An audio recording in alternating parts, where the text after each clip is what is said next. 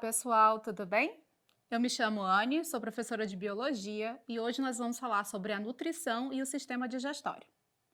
Bom, a nutrição é a ciência que estuda a composição dos alimentos e as necessidades nutricionais de cada indivíduo. Assim, a gente vai estudar tudo aquilo que envolve a alimentação e aquilo que nós absorvemos para a manutenção da saúde do nosso corpo. Bom, os nutrientes eles são encontrados nos alimentos. Quais são esses nutrientes? Proteínas, carboidratos, lipídios, vitaminas, ácidos nucleicos e sais minerais. E claro que a água, que compõe cerca de 60% do nosso corpo. Bom, cada uma dessas substâncias possui uma função específica no nosso organismo. Vamos ver um pouquinho sobre cada uma delas. Primeiro, é bom lembrar que todas as substâncias que compõem o nosso organismo, elas são divididas em compostos orgânicos e compostos inorgânicos. Os compostos orgânicos que compõem o nosso organismo, eles são principalmente compostos dos elementos químicos chamados CHOMPs, que é carbono, hidrogênio, oxigênio, nitrogênio, fósforo e o enxofre. A combinação desses elementos formam a maioria das moléculas que existem dentro do nosso corpo. Claro que a gente também tem outras substâncias, compostas pela água, pelos sais minerais, pelas vitaminas, que são os nossos compostos inorgânicos. Bom, os carboidratos, eles têm uma função primordial que é dar energia ao nosso corpo. Eles são as fibras. Ou seja, nas frutas, nas massas, nos pães, nos sucos, no arroz, nós conseguimos absorver uma grande quantidade de carboidratos. Os lipídios também têm função energética, mas eles não devem ser consumidos de forma exagerada, porque a energia deles não é tão boa quanto a dos carboidratos. E pior, eles podem se tornar muita gordura acumulada no nosso organismo. Então, faz parte dos lipídios o bacon, a maionese, todos os óleos que nós fritamos os alimentos, o amendoim, a castanha de caju, eles são ricos em lipídios. Bom, temos as proteínas, que têm função construtora junto com os ácidos nucleicos. E eles vão fazer o quê? Construir o nosso organismo, dar força aos músculos, construir nossos tecidos musculares. E onde é que a gente acha essas substâncias? A gente acha nas carnes, nos ovos, nos derivados do leite, no leite puro. Então, nós precisamos consumir proteínas e ácidos nucleicos para que o nosso corpo se desenvolva. Temos também os sais minerais e as vitaminas, que estes, por sua vez, possuem a função reguladora, de regular os nossos sistemas, regular a nossa produção de hormônios, por exemplo, regular algumas certas doenças. Então, para que a gente possa armazenar sais minerais e vitaminas, nós precisamos consumir leite, vegetais, frutas, peixes, água. Lembra que a água, a gente compra água mineral? Exatamente, por ela possuir sais minerais. Bom, visto esses elementos, nós precisamos falar um pouco sobre a pirâmide alimentar. O que é essa pirâmide alimentar? Ela é uma forma de regular a nossa alimentação e, através dela, a gente consegue entender quanto devemos consumir de cada uma dessas substâncias, desses nutrientes. Então, os cereais, pães, tubérculos, raízes e massas, que são as nossas fibras, ou seja, os nossos carboidratos, eles devem ser consumidos em uma quantidade um pouco maior, de 5 a 9 porções por dia. Mas, professora, o que são essas porções? Será que uma porção, por exemplo, de pão manual é uma porção só? Ou um pão francês? E aí, o que vocês acham disso? Essas porções, elas têm que ser consideradas em porções de, no máximo, o tamanho da palma da nossa mão. Então, se você vai contar a porção de arroz, ela é uma porção que caiba na palma da sua mão. Mas não uma porção grande, tá? É uma porção que ela vai caber basicamente na sua mão. Bom, e aí nós temos as hortaliças, as frutas, que também devem ser consumidas por conter bastante vitaminas e sais minerais, os leites, derivados e várias leguminosas que possuem proteínas.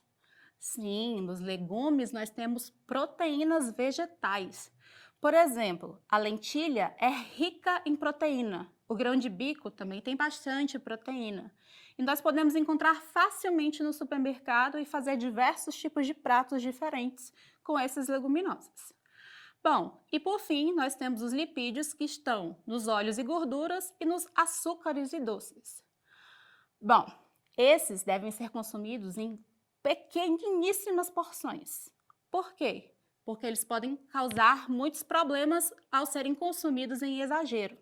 Se nós consumimos gorduras demais, nós podemos entupir as nossas veias, por exemplo.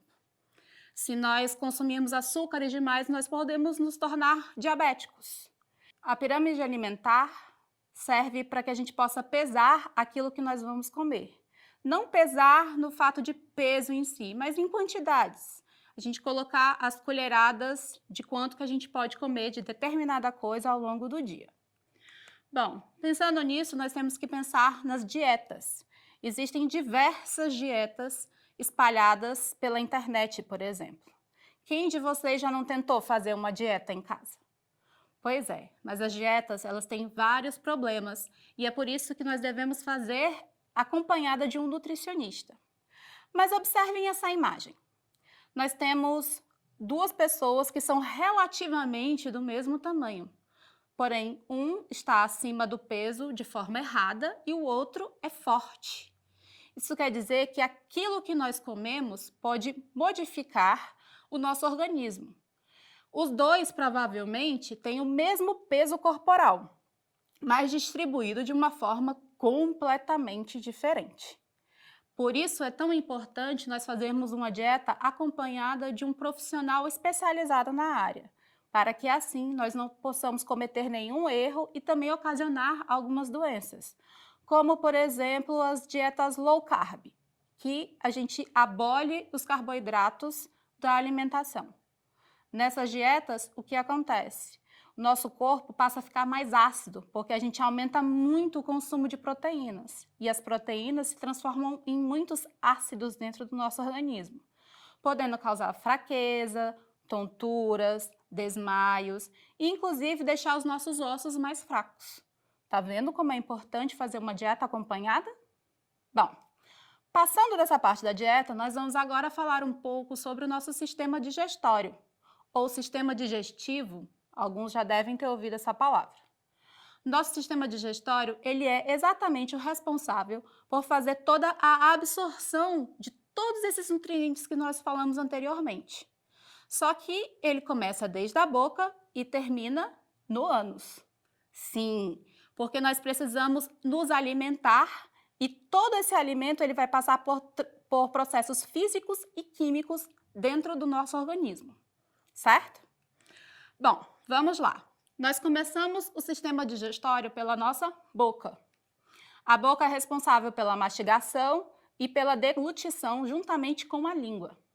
As nossas glândulas salivares, elas vão produzir saliva suficiente tanto para umedecer aquilo que nós comemos, quanto para começar algumas quebras de substâncias para a digestão. Dessa forma, a comida vai passar pela faringe, pelo esôfago e chegar no nosso estômago. Nosso estômago é um órgão também responsável pela quebra de diversas substâncias. Ele vai fazer um processo mecânico de amassar toda aquela comida e de jogar diversos ácidos para que ela se quebre e fique totalmente líquida. Por isso que é muito importante a gente já começar mastigando bem a comida. Quanto melhor a gente mastiga, menos o nosso estômago trabalha e assim a digestão vai ser um pouco mais fácil. A partir dali, a comida passa a se chamar quimo. Esse líquido que a comida se transformou, ele passa a ter um novo nome. Passa a ser quimo. O quimo, então, vai passar para o nosso intestino delgado e, por fim, para o intestino grosso. Mas é importante nós entendermos que a absorção de nutrientes, ela começa exatamente no início do intestino delgado, numa porção chamada duodeno. Vocês sabiam que todo o nosso intestino, somando o intestino delgado e o grosso, eles podem ter até 8 metros de comprimento? Pois é, ele é bem longo. Só que o duodeno é uma porção muito pequena, de cerca de 25 centímetros, que recebe toda a carga de ácidos, tanto do estômago quanto da bile. Vocês sabem o que é a bile? A bile é uma substância produzida no fígado responsável pela quebra de gorduras. Então, ela é jogada em cima do quimo exatamente no duodeno. Os sucos pancreáticos também e os próprios sucos que o próprio duodeno produz. A partir dali, o processo de digestão é acelerado e no nosso intestino delgado, a comida vai toda passar por lá, sendo absorvido todos os nutrientes. O intestino delgado, ele não é um tubo liso como uma mangueira. Ele possui na sua parede vilosidades, que é como se fossem os meus dedos aqui sendo mostrados. Essas vilosidades, elas servem para aumentar a superfície de contato do intestino e assim permitir com que ele absorva mais nutrientes. Depois de passar por todo o intestino delgado, a comida agora vai passar pelo nosso intestino grosso, que é o responsável pela produção das fezes. Sim, ele próprio. O que ele vai fazer? Ele vai pegar o resto que sobrou do quimo e começar a absorver toda a água daquela parte. Absorvendo a água, ele vai ressecar de novo aquele bolo alimentar até com que ele se transforme nas fezes e saia pelo ânus. Bom, então vamos resumir aqui um pouquinho sobre as funções do sistema digestório. Responsável por garantir a quebra de alimentos em partículas menores e pela absorção de nutrientes que são necessários ao corpo. O trato gastrointestinal, que é formado pela boca, faringe, esôfago, estômago, intestino delgado, intestino grosso e as glândulas anexas, serão responsáveis por toda a digestão do alimento. Na boca, o alimento é rasgado, triturado pelos dentes. O bolo alimentar segue da boca pela faringe e da faringe para o esôfago, sendo levado para o nosso estômago por movimentos ondulares, chamados de movimentos peristálticos. No estômago, o bolo alimentar vai sofrer a ação do suco gástrico e passa a ser chamado de quimo. A partir daí, o quimo segue para o intestino delgado e grosso, onde será eliminado na forma das fezes. Bom, vamos agora relembrar um pouquinho do conteúdo fazendo este exercício. Qual é o papel dos nutrientes em nosso corpo e como eles nos ajudam a manter o organismo em dia? Vamos lembrar que os nutrientes possuem o papel energético, regulador, o que mais? Construtor. São esses os 3 principais papéis do nutriente no nosso organismo. E qual é o papel da bile no processo digestivo? Transformar as gorduras em moléculas menores, ou seja, quebrar as moléculas de gordura em partes menores para facilitar a absorção. Agora, nós temos um mapa mental falando um pouco sobre essa bioquímica da vida. Os CHOMPs, os componentes orgânicos e os componentes inorgânicos.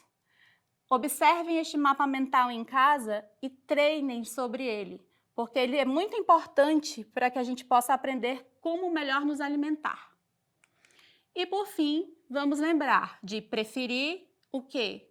As vitaminas, preferir os sais minerais, preferir as fibras, moderar nas gorduras e evitar os doces. Tá bom, pessoal? Muito obrigada!